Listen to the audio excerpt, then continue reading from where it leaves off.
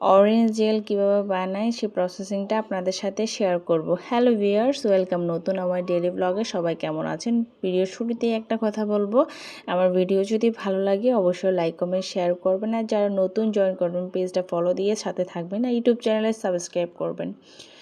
আমি এখানে 2টা কমলার রস নিয়েছি। রসটা আমি একদম ছেঁকে ভালো করে বিচি ছিল, দানা দানা ছিল, ওটা ফেলে দিয়ে ছেঁকে নিয়েছি ছাঁকনি দিয়ে। এখানে কোনো রকমের জল ইউজ করা হয়নি, ফুল একদম সব জুসি ছিল। এখানে আমি 3-4 চামচ কর্নফ্লাওয়ার দিয়েছি। একটা টিপস আপনাদের সাথে শেয়ার করব, আপনারা চেষ্টা করবেন এটা একদম জুসটা যখন ঠান্ডা অবস্থায় থাকবে কর্নফ্লাওয়ারটা দিয়ে একদম মিশিয়ে নেবেন। জাল করা অবস্থায় কর্নফ্লাওয়ারটা দিবেন না, এই অবস্থাটা হবে। সেটা আমার সাথে হয়েছে, সেজন্য আপনাদের সাথে শেয়ার করলাম। এরপরে আমি দিলাম 1/3 কাপ পরিমাণ চিনি, সুগার বলতে পারেন। এটা হচ্ছে ব্লেন্ড করা, একদম দানা দানা ছিল না। আপনারা চাইলে দানা দানাও করতে পারেন, আমি এটা ব্লেন্ড করে নিয়েছিলাম।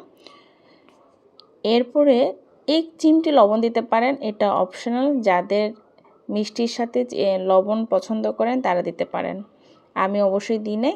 আমি 1 ফোঁটা ফুড কালার ইউজ করেছি অরেঞ্জে।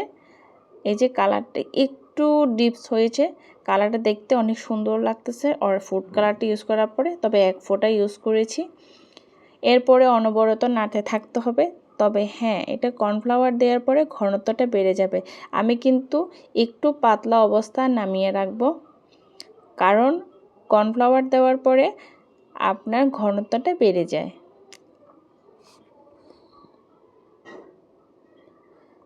চুলার আঁচটা মিডিয়াম আঁচে রাখতে হবে।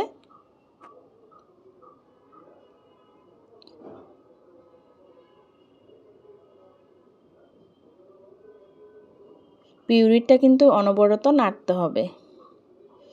আমার পিউরিটা কিন্তু অলমোস্ট হয়ে গিয়েছে।